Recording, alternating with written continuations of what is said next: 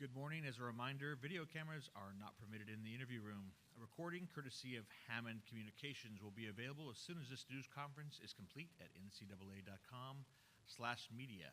Media can also plug into mult boxes, which are available in the audio-video distribution area. Again, good morning, and please welcome South Carolina Gamecocks head coach Dawn Staley. South Carolina defeated UNC Asheville by a score of 90-40 in the first round of the NCAA tournament, and Arizona State in the second round, 71-68, making the eighth time in program history the Gamecocks have reached the round of 16. First, we'll have an opening statement from Coach Staley, then we'll open it up for questions. When we do questions, please state your name and media outlet before your question. Coach Staley? We're excited to be in Stockton.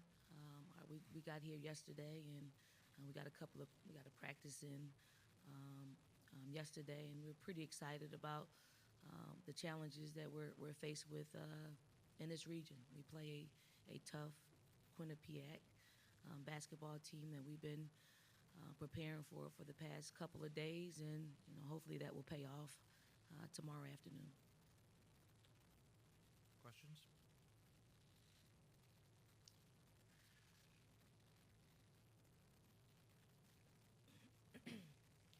Do you feel like with how successful this team has been, sometimes it's been a little overlooked, kind of how young it is and how few seniors there are, especially with Elena now out?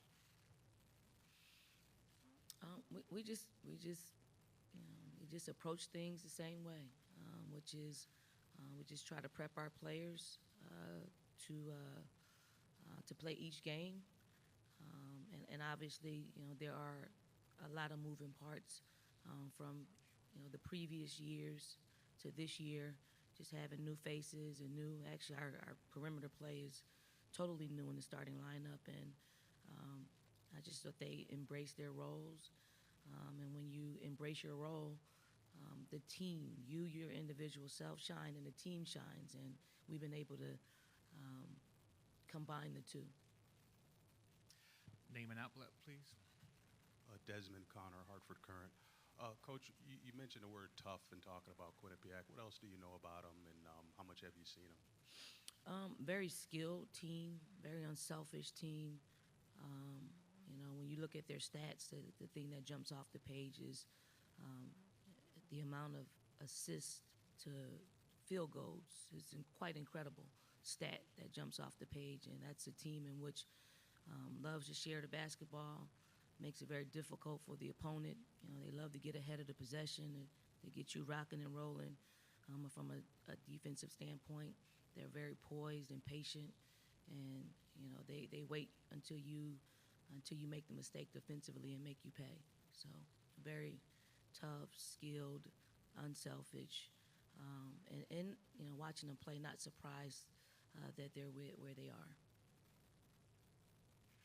Jeff Owen, Spurs and Feathers. Dawn, how is Alicia, and how effective you expect her to be? Alicia full practice yesterday, so she's ready to go. Hamstring, yeah, bad Charlie horse.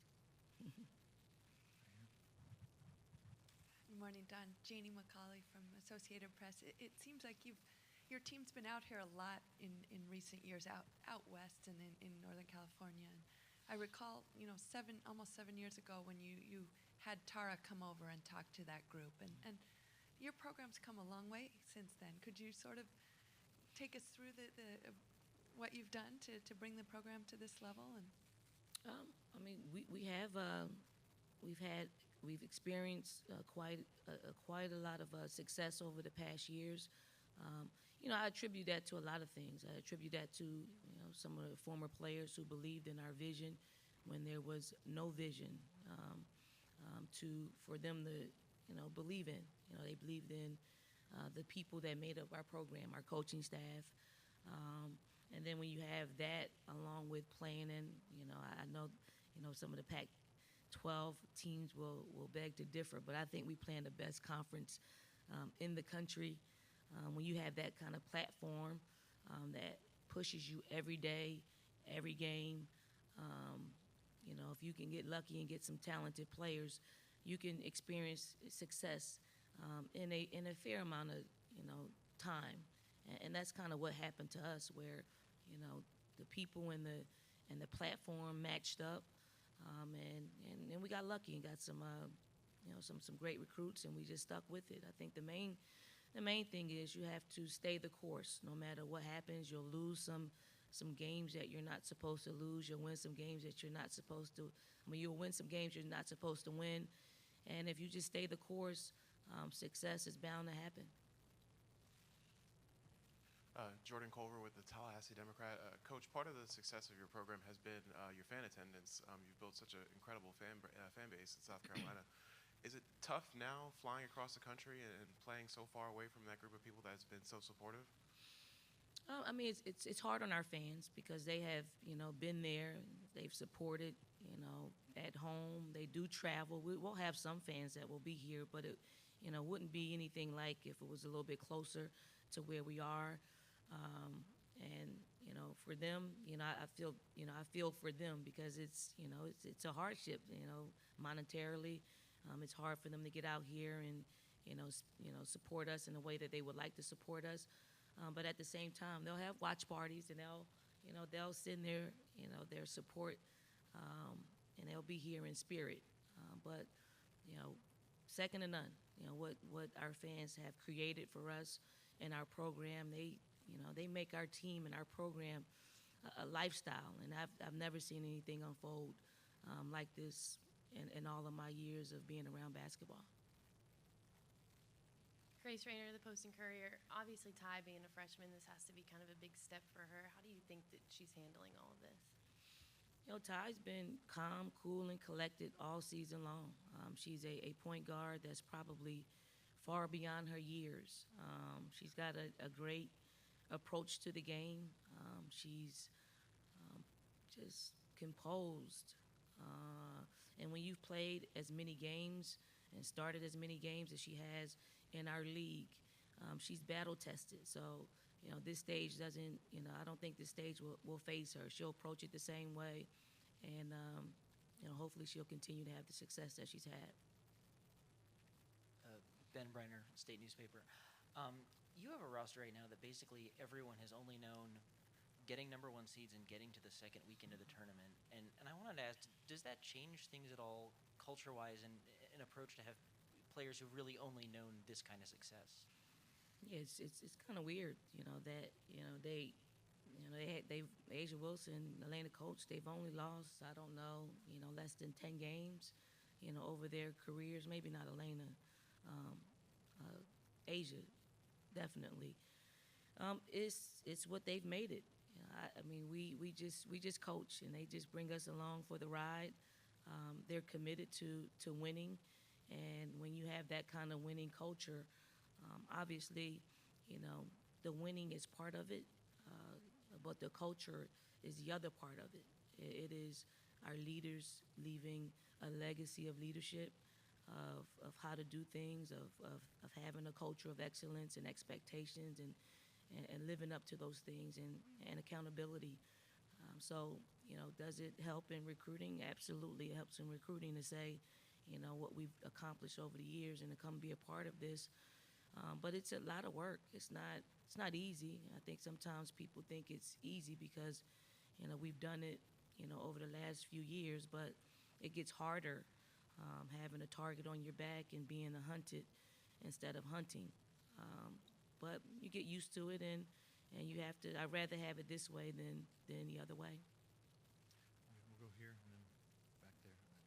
Good morning, Thomas Lawrence with the Stockton Record. You mentioned Quinnipiac does a great job with their assist-to-field goal ratio. How do you try and disrupt that as a defense so they don't get comfortable in what they do on offense? Well, speed has to be involved in playing them. They can't comfortably look you over and come off their screens and just play comfortable, shoot practice shots. When they're able to do that, they could beat anybody in the country. So we have to try to disrupt the pace at which they want to play and execute. And you have to be committed to it for 40 minutes because if you don't, they can very well win the game. Alicia and Kayla, were transfers, and it seems like they've obviously played big roles on the team. Why were they able to come in and fit well with this team so quickly? Well, we're talking about the culture. Obviously, they transferred for a reason, one reason or another, and they chose us. They didn't go out and start the process over again. They made the calls to us, because they looked at our program as being right there. So they were looking for something a little bit different. And when you're looking for something a little bit different, you're more apt to embrace whatever role that you're given. And they've done it, with incredible pride. And I don't think it always has been as smooth and seamless as we may think it is, because Kayla's used to having the ball in her hands. At Georgia Tech, she probably had the ball in her hands 90% of the time. Here in South Carolina, when Elena Coates was available, she had it maybe 30% of the time. Now that we don't have it, maybe she's got 50% of the time. And that's hard. That's a big adjustment. Alicia Gray is probably a little bit different in that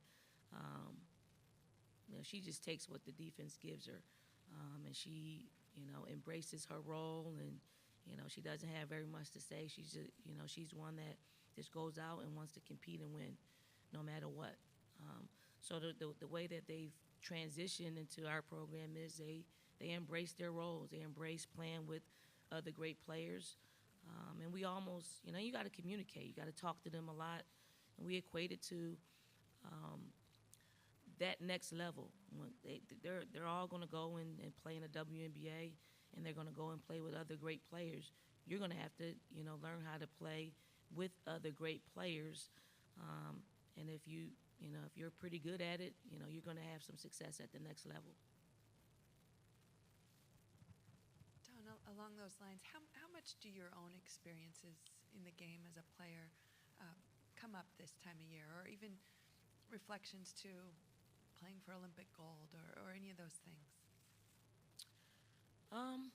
They really don't come up. Our players, they relate to the here and now. I played 20 years ago. They probably think footage is in black and white, of me playing. So we just kind of, we just, as a coaching staff, we just talk about the things that they relate to now. You make analogies to what's happening on social media, what's happening in the men's tournament, things like that they can relate to. So they can't really relate to when I played. Can you restate your name and organization just for the record? Janie McCauley, AP. One last question. Anybody? All right. Thank you, Coach Staley. Thank you. Good luck. Thank you. We'll get started with the student athletes in about 5 minutes.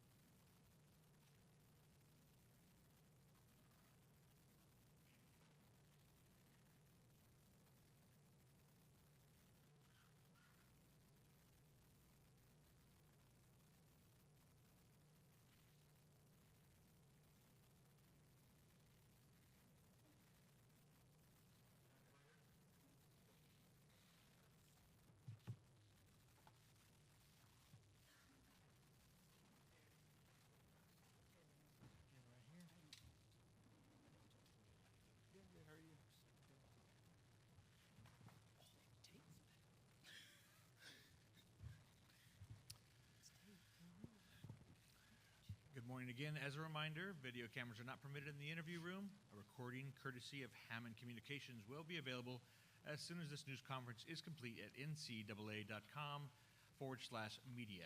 Media can also plug into the Molt boxes, which are available in the audio-video distribution area. Please welcome South Carolina's student athletes, Asia Wilson and Kayla Davis. We would open up the floor to questions. Again, as a reminder, please state your name and outlet before each question, and also, if possible, direct your question to a specific player when possible. We'll take questions.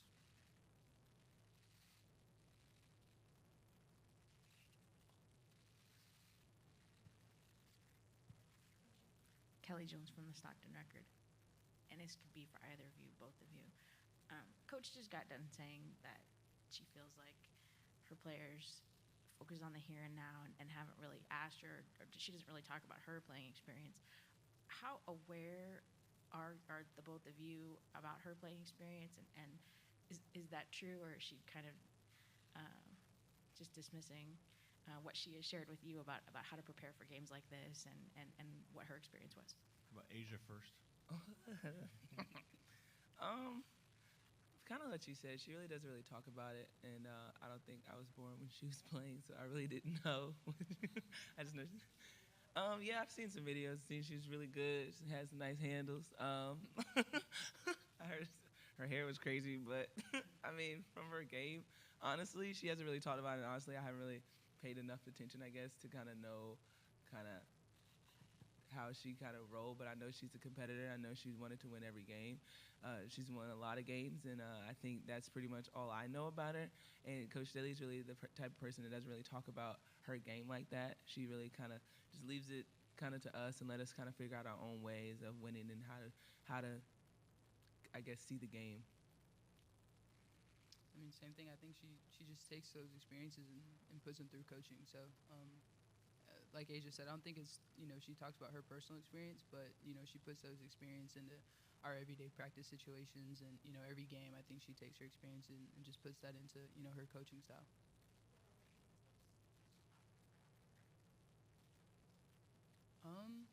I mean, obviously with the team that we're playing, it's you can't take, them lightly at all. Obviously, they're here for a reason. They've earned every single bit of that. And, the number next to their name, it means nothing, honestly. They're just another team that's, like I said, on their way here. So we have to come out and be ready to play. Thanks, Kayla. Next question.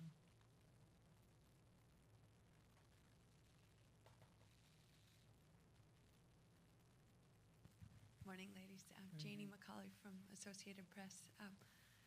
Almost 7 years ago, I was there when Dawn had Tara Vanderveer come talk to the South Carolina locker room after a really hard loss at Stanford. And she's built something since then, and you two are a big part of that. And she spoke to how it's a matter of building that and keep, getting good players and getting lucky. And what can you say about the growth and what you two have been a part of? Kayla, you want to take that one first? Obviously, I think, I obviously didn't start my college career here, but to sit back and just kind of watch, I think just being within D1 basketball, you watch other games, obviously, you watch other teams, and you see kind of this whole story kind of unfolding a little bit. Obviously with Asia coming to South Carolina, and Elena and all the players that she managed to get into South Carolina. For me personally, it wasn't hard to make the decision to come to South Carolina and be a part of that, because I think coach and the staff here, they're onto something really special. So for me personally, it's a blessing just to be able to be a part of it, and hopefully be able to just kind of write our small little part in history of South Carolina women's basketball. Asia? Just really going off of Kayla, the same thing. It's something special here. I don't think people would have ever thought.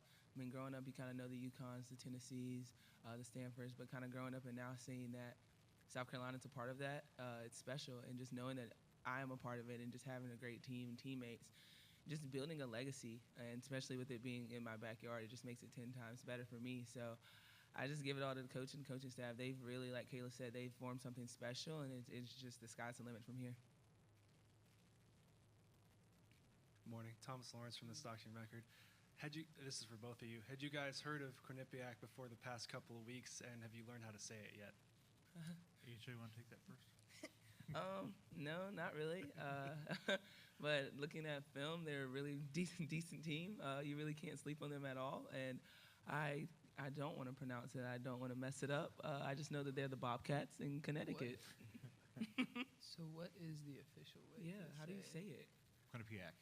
We've been saying Quinnipiac. Is that Quinnipiac. I just say QPA. All those other letters gotta go. Mine. Jordan Culver with the Tallahassee Democrat. Asia, I asked Coach a similar question. It's just about the fan base that you guys have built in South Carolina. For you, having your backyard coming to see you every home game, is it tough now to have to fly across the country and play so far away from that fan base? It is tough. It is. Of course, we have some loyal fans. I know my pastor would cut church short just so he can come to my games. So our fans are really loyal, and it is tough kind of being out here in West and all of them not being there. But we know that they're here. We just have to just go out here and just pretend that they're there. And I think we have enough heart and enough talent that we can take care of business. But it is tough kind of not having your fans out here. But I feel like they're here in spirit. We get the text messages, we get the tweets, we get the Instagram posts. So we know they're there, just maybe not physically. Jeff Owens, Spurs and Feathers. Asia, what went through, really for both of you, your mind when you saw Alicia being carried off the court in that last game? How worried were you guys at that moment? I was very worried. At the same time, I know Alicia, and I know she's gonna get over it. Alicia's like my best friend. She's my sister, so it was kind of tough seeing her get through it and looking over at the bench. Her eyes are all red and she's crying, and I'm like, girl, you gotta get together. But I knew she was gonna be okay. She's a soldier. She's tough, so it's kind of good to see her back on the court and doing something that she loves. Asia, do you want to give a shout out will you give us the name of your pastor and the name of the church? Reverend Dr. Jamie O'Graham Sr., St. John Baptist Church. Okay. Yes, ma'am. We can Can you check repeat name and spelling out? with you. Could you spell Wait, what you want me to spell? the last You need name? name and outlet too. Janie McCauley from AP. Sorry. I got you. Jamie, Jamey. Graham, Graham. Yep. And then that's it. Gotcha. Josh Silverman, QBSN. Asia, you've been in the NCAA tournament before. Quinnipiac, this is their first time winning a game in the tournament. How much do you think that your experience in the tournament and at this level can help you where the Bobcats don't really have that experience? I think it's going to help us, but at the same time, it is March and crazy stuff happens in March. So it can help us, but at the same time, we really can't overlook them. We really can't overlook the fact that they're a great team. They're very fundamentally sound, well coached. So we're just going to go out and stick with our game plan, and just understand that we can't take any slack off. We just got to continue to do us. Go ahead. Kelly Jones from the Stockton Record. Kayla, can you talk about Coach Staley's style and kind of how she motivates her team and what attracted you maybe to come to South Carolina? Yeah, I mean, like I said before, her big thing is I feel like a lot of it's based off of experience. You know, we always laugh at it, but she's always talking about the way things sound, the way it looks, the way it feels, you know, and you don't say that unless you've felt that yourself. So, like I said, I think, the biggest thing that drew me there was just her experience. She's been in these situations before, whether it be in college basketball, professionally. I think at one point she was playing and coaching at the same time. So, to just have somebody that's been in so many different situations and, she's been with USA Basketball. Now she's getting to coach USA Basketball. So, she's been there, done that. And I think, as somebody that aspires to do those same things and to, take their basketball career further, I definitely think she's somebody that can, help with that.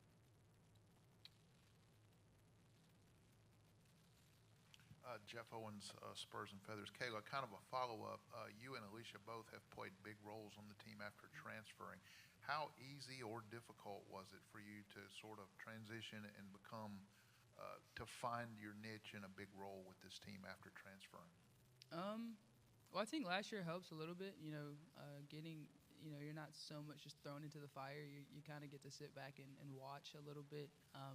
and at the same time, just being in practice. Obviously we didn't get to play, but we definitely practiced and just kind of got a feel for everybody a little bit. But it was a process. I think even up until today, it's still kind of a process.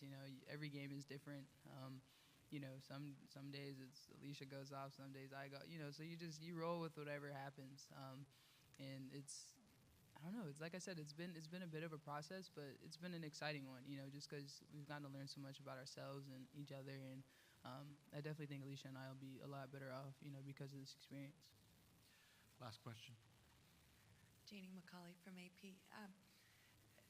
Years ago, Tara Vanderveer also recalled how Dawn would snap a rubber band on her wrist as a player at Virginia whenever she would make a mistake of any kind and snap herself with that rubber band. Does that surprise you ladies at all? And are there any little quirky things she does now, all these years later as a coach, that crack you up? Asia?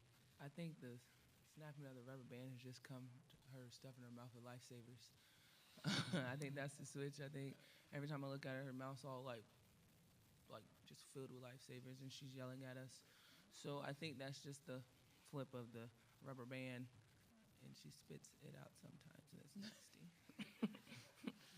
Don't tell her I said that. Any last comments, Kayla? No, I mean, yeah, she does. She has a ton of candy. I think she just eats candy if something happens. Keeps her from yelling at us so Right. loud. Yeah, I think she'll just eat a lifesaver and think about what she wants to say before she actually says it, which we can be very thankful for. I don't know. Man, It's everything. yeah. No, seriously, if you look at the right next to the bench on the little scores Bunch of table, candy. it's a line of candy, and so I don't know, it's It's so lifesavers. much. It's the I've only fruity seen ones, the white minty ones, yeah, I've only seen she the really only green eats the white ones, but there's just a ton of candy. I think it's candy is supplemented for Yeah, so I think they just kind of. a lot. Well, thank you, ladies, and best of luck tomorrow. Thank Thank you.